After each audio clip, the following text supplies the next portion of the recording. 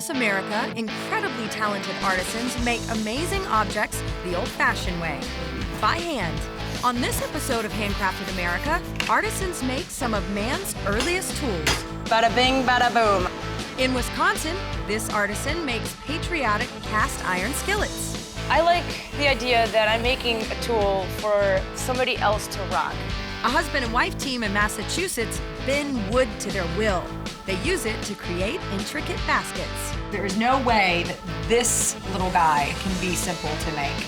And there's a blacksmith in Tennessee whose methods are older than America itself. You are now a certified colonial welder. Woo! Handcrafted America goes old school. Wow. More heat.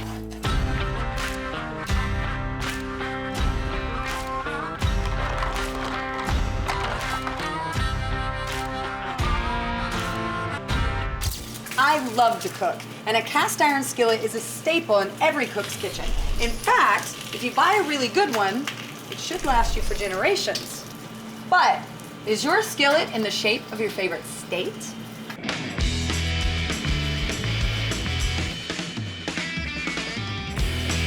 Alyssa Toninato loves playing with fire.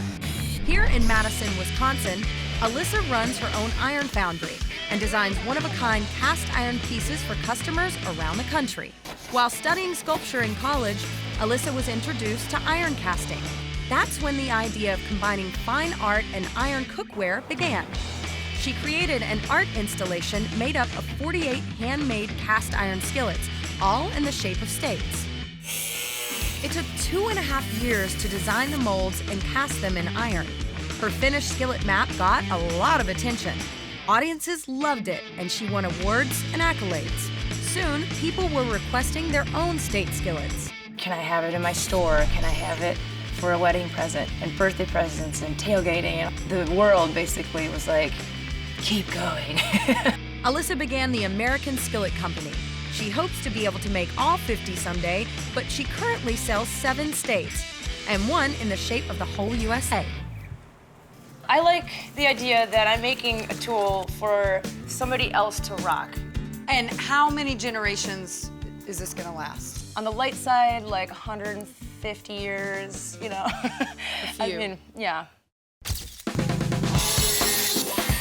It all begins with pieces of iron. Alyssa and her team melt these pieces in a furnace at around 2,600 degrees. The molten iron is poured into a casting made of sand. It cools for a minimum of 1 to 2 hours. Then, Alyssa attacks the metals with all kinds of tools. We're using angle grinders, sledgehammers, wire brushes, and high-speed rotary tools to clean up the castings. We just finished grinding this and finishing it out, cleaning it off, taking all the sand away and the rough edges. And so now we're going to put it in the tumbler, which takes off kind of the burr, the like prickly pear texture. If we don't take that off, the seasoning oil just sort of sits on top and it doesn't really get into the pan and really truly season it. So this is a very important step. What's in the tumbler? The tumbler. What's in there? It's rocks! I know. These are ceramic media. They're actually made just half an hour north of us, which is pretty cool. All right. A little loud, but... After 15 minutes in the tumbler, the skillets are washed in a soapy bath and then rinsed to get rid of any leftover materials. America's looking good. This is our homemade air wand. So it's with compressed air. It's just going to dry it really quick. Oh, wow, that's fast. The one thing that iron wants to do all the time is rust. We're in a race to make it not rust as much as possible. The skillets go into an oven set at more than 500 degrees. The high temperature expands the iron so the oil can really sink in. The difference between turning a raw piece of iron into a skillet is the seasoning. Correct, man, that's everything. Otherwise, it's just this sticky, rusty, raw piece of metal. We gear up to protect ourselves from the hot smoke and spray coming off of the pans during seasoning. We're gonna spray it like this. The skillets are covered in a combination of flaxseed and canola oil. So now we're just going to take off any excess that we can see. You can kind of see in the light where the heavy spots are. And you don't really want that because otherwise it'll make a thick part that doesn't really season well and it'll be sticky. With every coat of seasoning, the skillet gets darker. The hot oil burns into the top layer of the pan. This creates a very hard, slick surface to cook on. Each skillet comes with a recipe specific to the state it represents. The skillets start at around $125. That is beautiful. So that's what a seasoned, finished skillet looks like. 3 coats, bada bing, bada boom. You know what I love most about this? What's that? Is that this is going to go in someone's home and they're going to get to use it for generations to come at their table. And it's a little piece of you in their house. It really brings people together. It's like cast iron is the at-home cookware, and I think that is what I love most.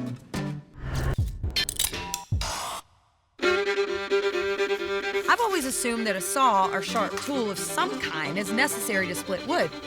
And apparently, I assumed wrong. There it comes. Coming up.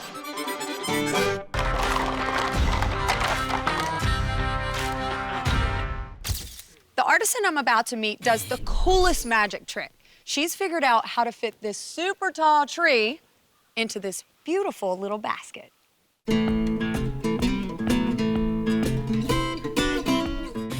Here in Ashley Falls, Massachusetts, Steve and Joanne Katsos are a basket-making team like no other. As far as I know, Steve and I are the only couple that do the entire process from the tree to the finished basket.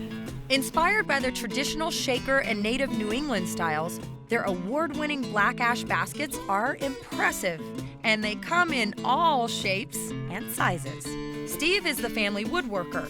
He harvests local ash trees and turns the wood into beautiful strands. Joanne then weaves them into baskets. One of her baskets has even been displayed at the Smithsonian.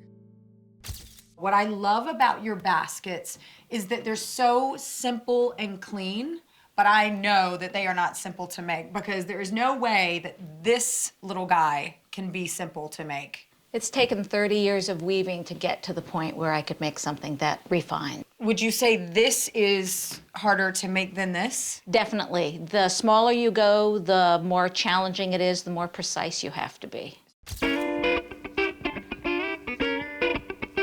And what we're looking for is a tree that grows in a wet area. Black ash grows in our area in New England. There's one right over there to our right. How can you tell? They all look the same to me. You get to know the color of the bark. Why is it this one particular kind? Black ash is unique in that it is called ring porous. The layer of growth that grows every spring is very spongy, and the layer of growth that is the rest of the year is very dense. So the Native Americans learned many years ago that if they beat on the black ash log, it would separate along the growth rings and just create long ribbons of wood that are perfect for making baskets. Wow. Once they find a good tree, Steve's neighbors let him harvest them from their property. We trade a basket for a tree.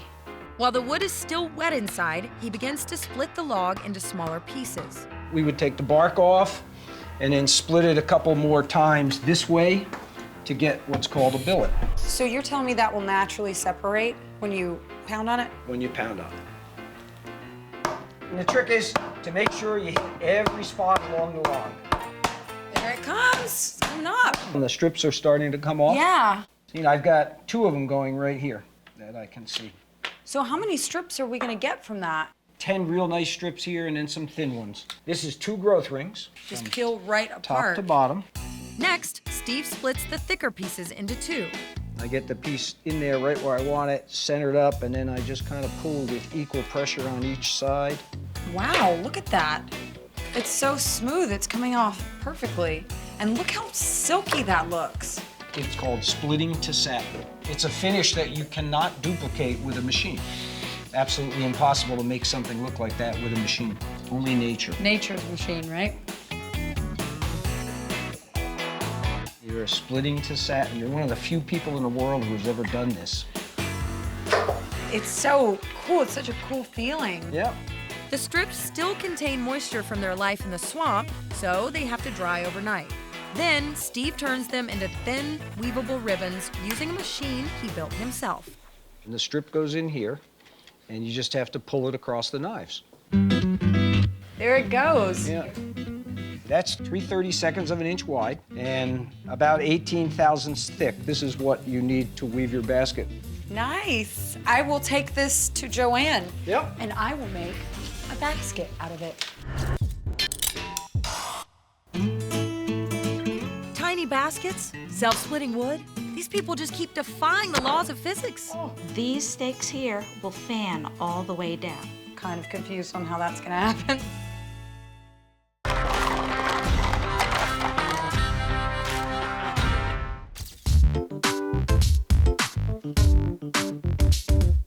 Joanne Katsos is an award-winning weaver who makes baskets both big and very, very small. Her husband, Steve, provides the materials by splitting local black ash trees.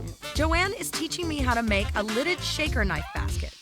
Here we have our materials that Steve has so graciously prepared for us. Those are your weavers, and these are your stakes. Your stakes will create the framework of the basket. Okay. What you're going to be making now is the bottom. The bottom. Think of Okay. checkerboard.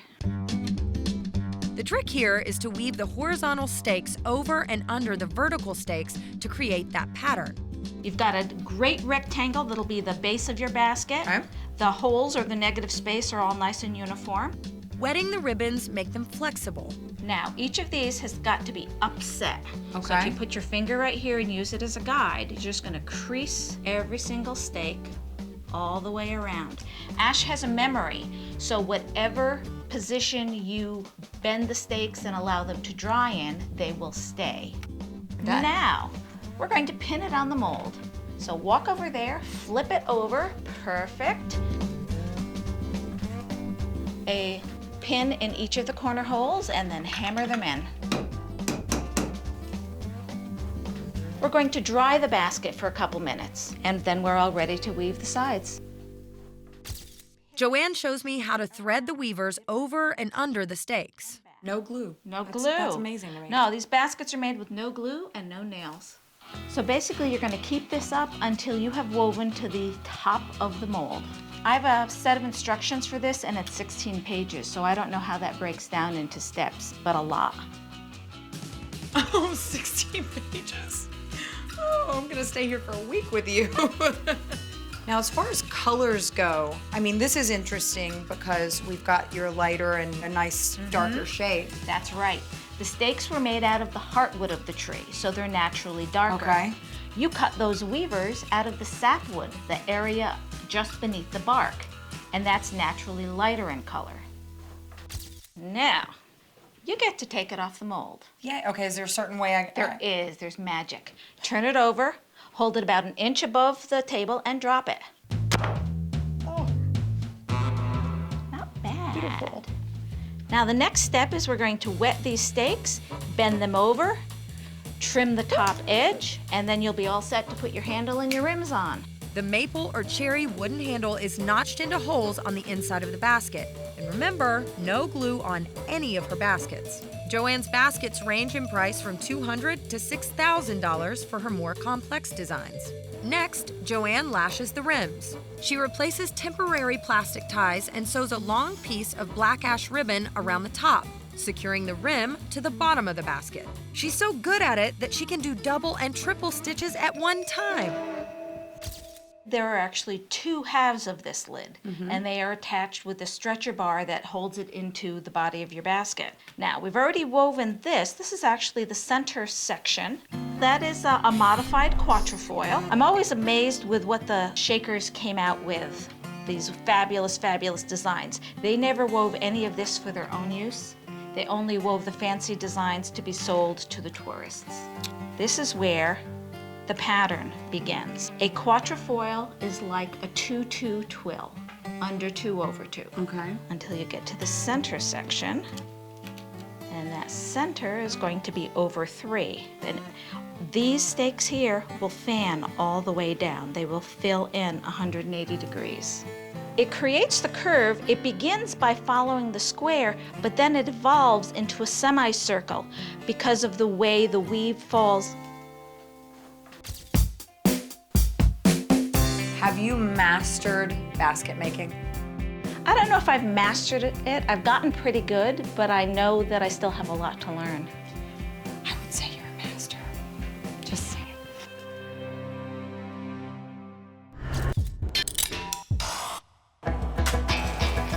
Anthony Martin wears a kilt, a fedora, and works in a traditional colonial style. What do you love most about blacksmithing? Beating on this steel. I knew you were gonna say that. I set you up for that.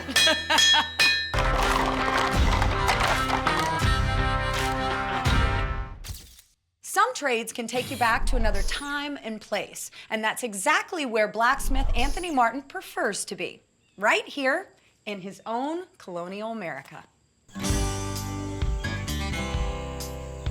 In Fairview, Tennessee, Anthony Martin is carrying on a trade that dates way back. He's a blacksmith. Anthony, I feel like I've stepped back into the 1700s. What is it about the colonial way of blacksmithing that you love so much? I think it's fascinating that people that we think were primitive, fairly primitive, Right. could do things that we actually use today. 25 years ago, this former music producer and self-described history nerd saw a blacksmith working at a fair, and the rest, as they say, is history. Why do you work in a kilt? It's ease of operation. There are a lot of tools in here. Because I work alone, my legs are my third arm, my third hand. So a tool like this, I have to use my feet. Well, if you go to do that, you're gonna have to pull your pants up to make it so you can bend your leg. What are we making today? We are going to make a colonial style tomahawk. A tomahawk is a type of axe. You would have prepared meals with it. You would have chopped wood with it. You would have protected yourself. First step of making a tomahawk is? Wrapping the eye. So this is the eye. Yeah, this is actually going to be wrapped around. Okay. We're going to stick this in the fire.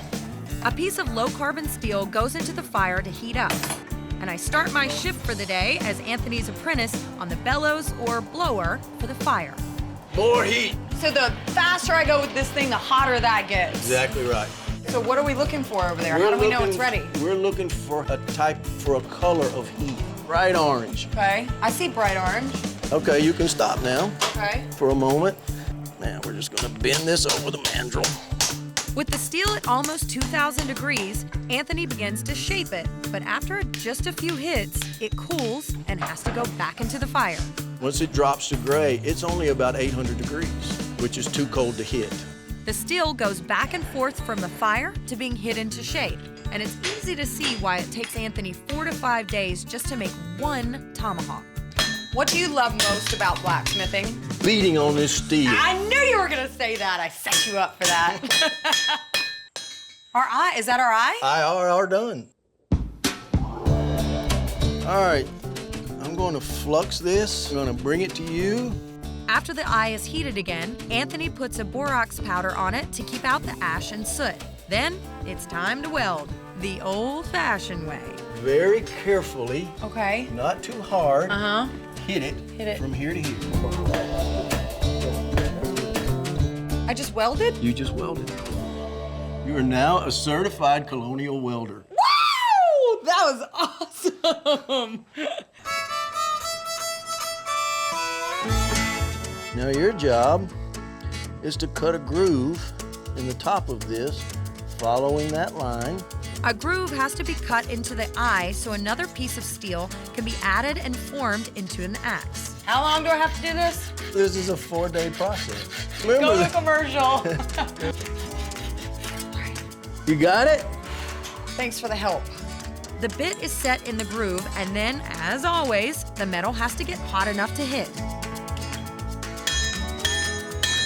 Now you can see, all except one little line, all of this steel has become one piece. Yeah. Watch out! To finish forming the axe, the edges are cut using a colonial-style chisel that Anthony made himself. What we have to do now is stretch the eye so that it fits the handle properly. Now the key here is 3 words. Yeah, don't hit the blacksmith. That's more than 3. Let her rip. There you go. That's it. Uno mas. There you go. Perfect. What's in there? That is oil, What kind of oil? mineral oil. And this part is called heat treating. And why do you use oil again as opposed to water? The oil is going to allow this heat to dissipate more slowly. Okay. So the steel will still be brittle, but not as brittle Right, okay. as it would if I used just water. Do you still have all your eyebrows? Only one piece of the puzzle left, the wooden handle. Anthony uses an aged hickory wood, which he antiques and stains. The tomahawk that we're making today, how much would you sell that for? Basic hawks start at $165. Let's load it up. Now, I'm just gonna tap, and it's on there. Congratulations. Thank you so much. My first tomahawk. We're gonna teach you how to throw it. Now that I can do. Come on.